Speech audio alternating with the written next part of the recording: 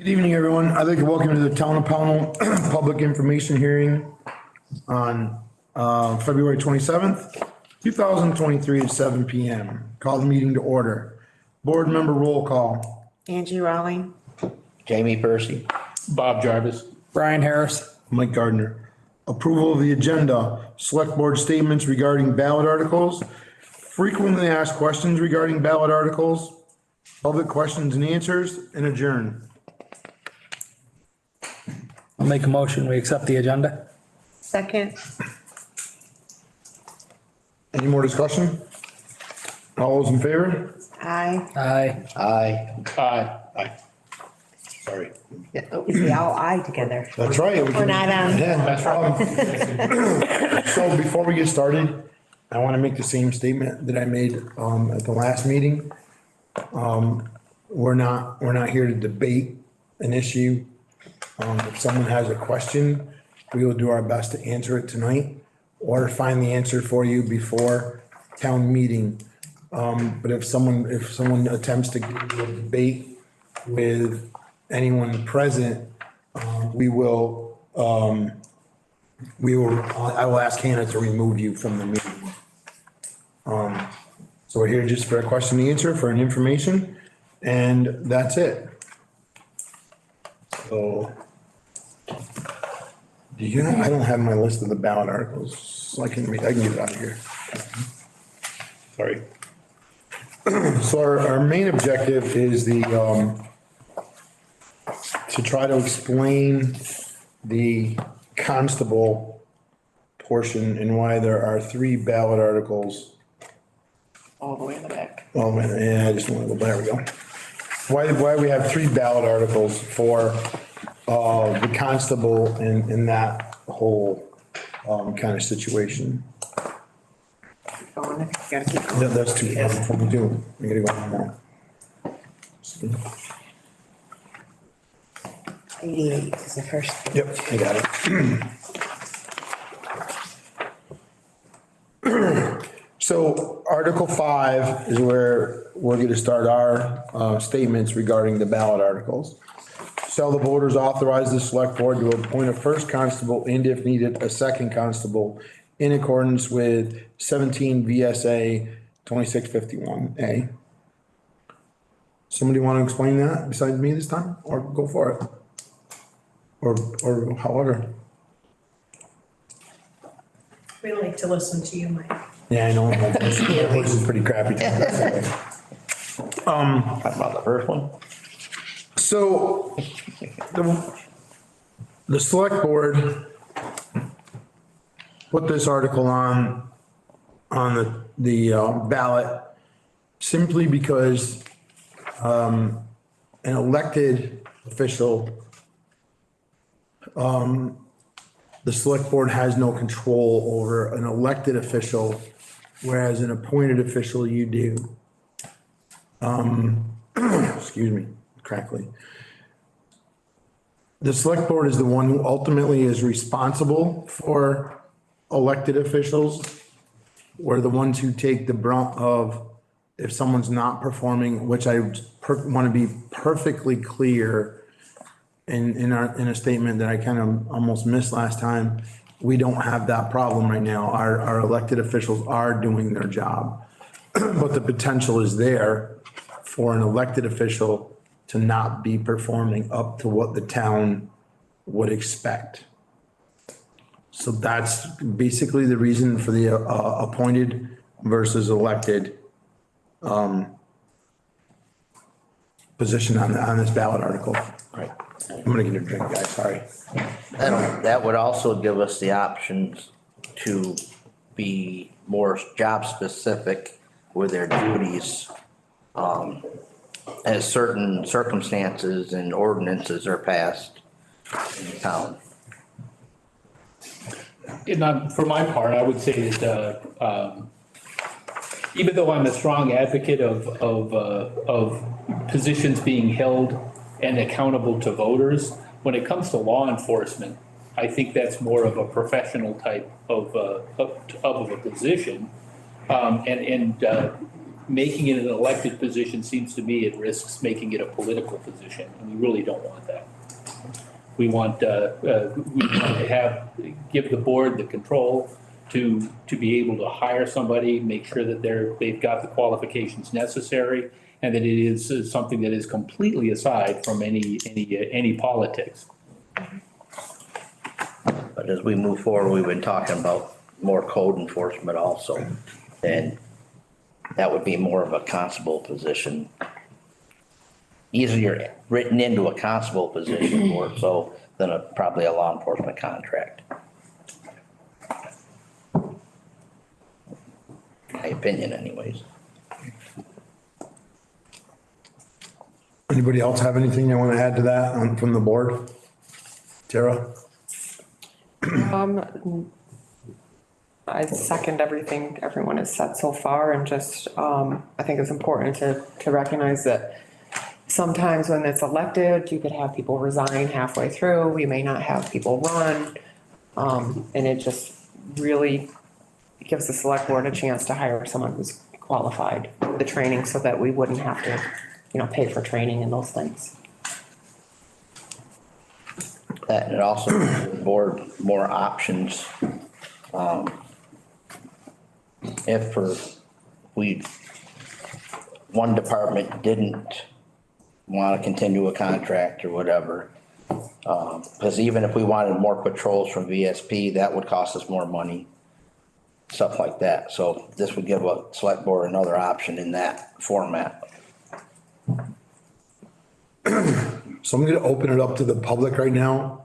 If there's anyone out in our audience that would like to comment on that, please raise your hand and we'll try to stay at the 3 minutes, but we, may not necessarily have to. Well, No hands? Okay. I have a couple of questions that were sent through email. Do you want me to share them now or after? well, that'd work.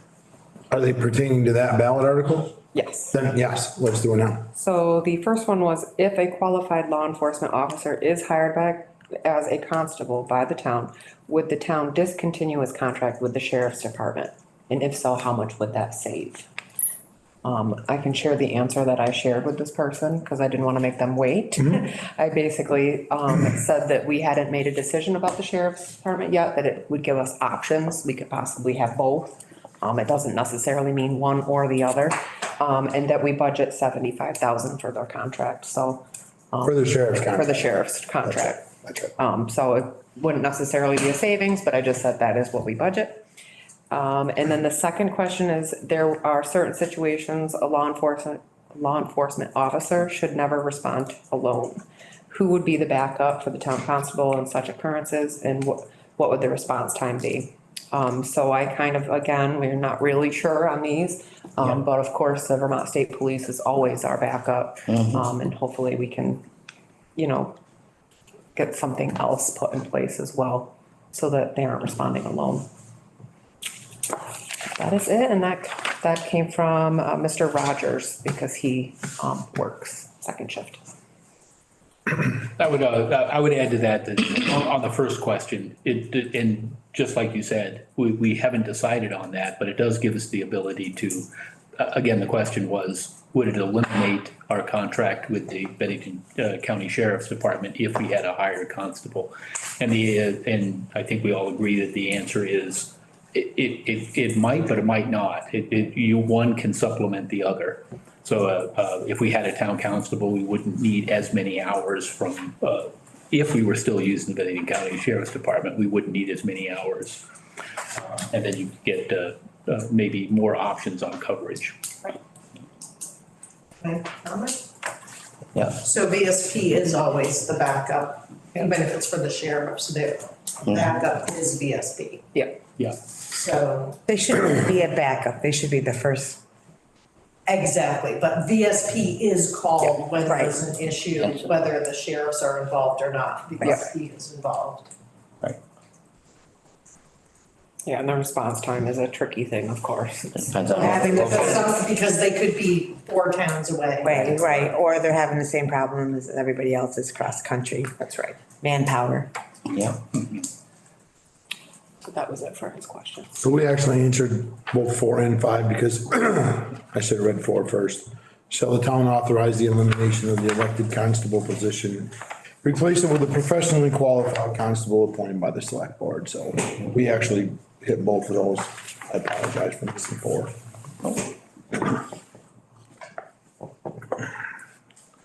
So Article 6. Shall the voters authorize the town constable, if they hold the required state certifications, to exercise law enforcement authority in accordance with 24 VSA 1936 AA?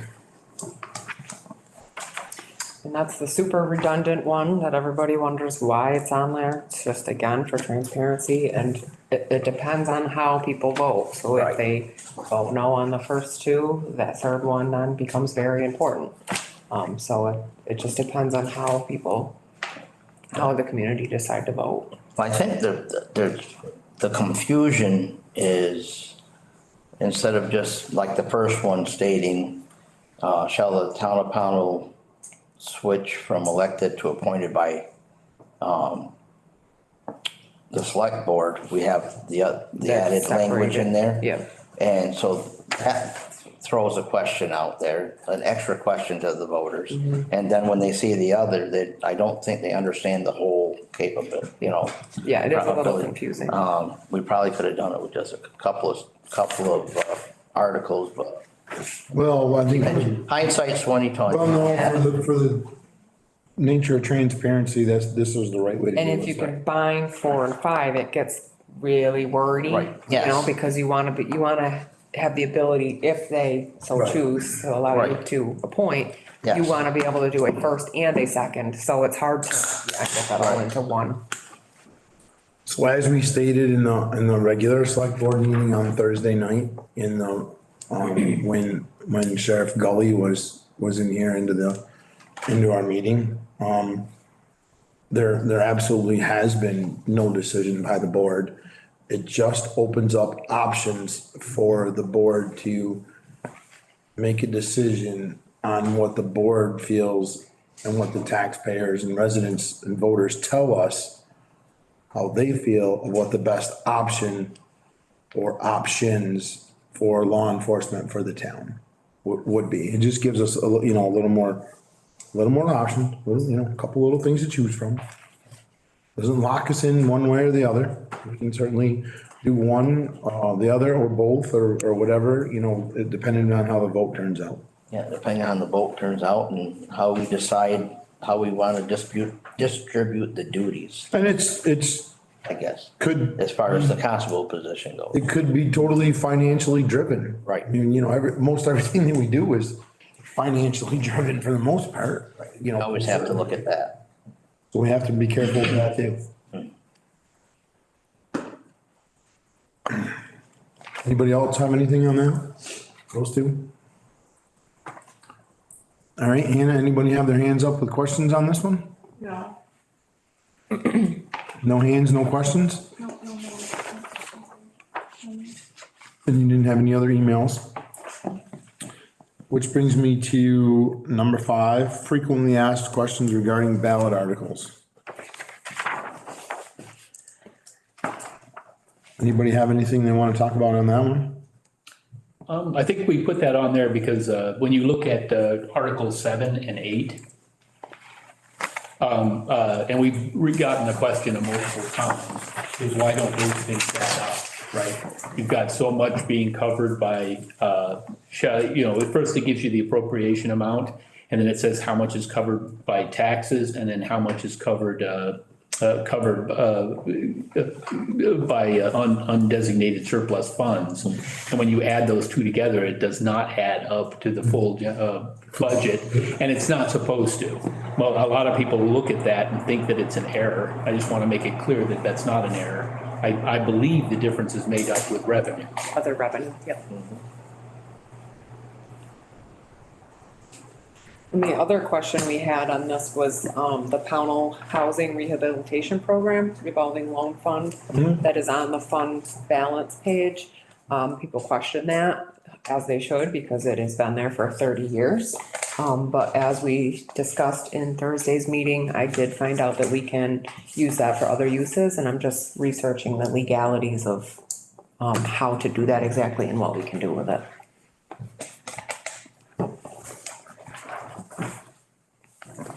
Those are the only other ones. That was a good thing, cause we really, none of us had a clue what that was.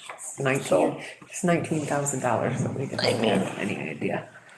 I actually, knew what it was. Right. But it had never been, it hasn't been used. Only one since time for a well or something is what I was many, told. many one years. time for a septic system, I was told Yeah, today it was by That's it. A past select board. past select board member. I was in the town office today signing some Yeah. other stuff, and he told me it was used for a septic system and never paid back, and it was never, Yep. whatever, and it was never, which brings us into the ordinance and our fine system and the judicial bureau and all of that stuff, because at the time, no one ever placed a lien on the piece of property for Right. the loan amount.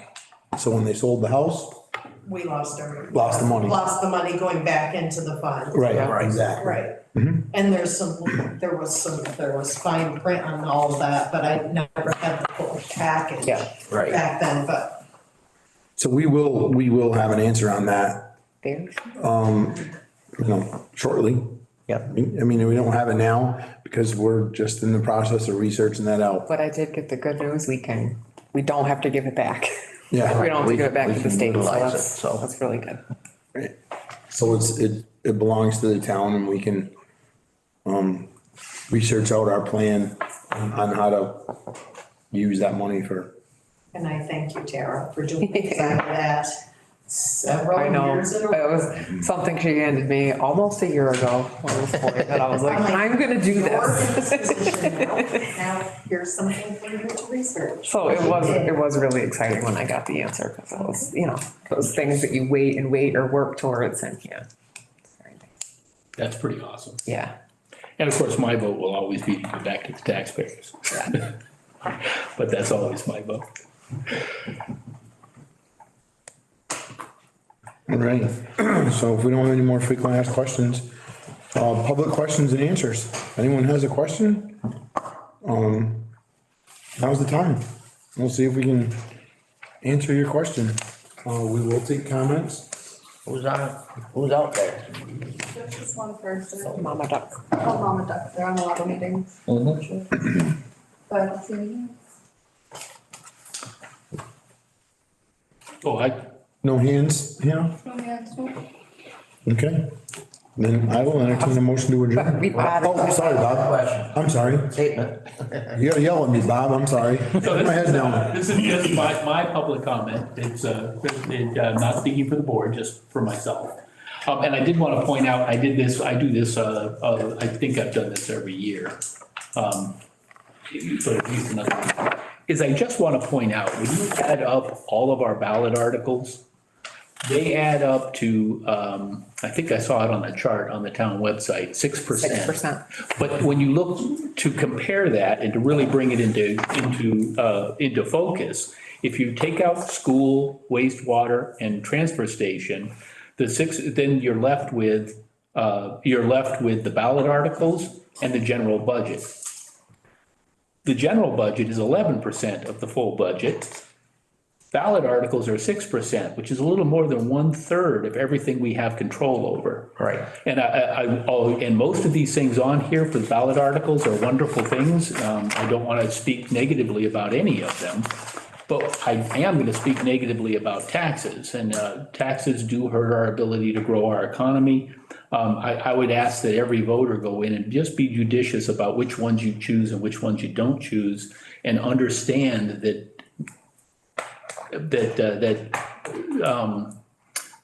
spending money isn't always a good thing, even when the cause is good. Sometimes it's we have to make those choices. And I would just ask that people make those choices. Understand that spending money has a downside. That's my 2 cents, that's my soapbox. Thank you, Bob. I'm sorry. I didn't mean to cut you off. I think that was it. comment? Well, I have no virtual button for my, Yeah, I wasn't used to your hand over there, so sorry. If there's no other, public questions, answers, or comments, I will entertain a motion to adjourn now. So moved. Second it. Any more discussion? All those in favor? Aye. Meeting adjourned, thank you. Thank you for coming, Ellen.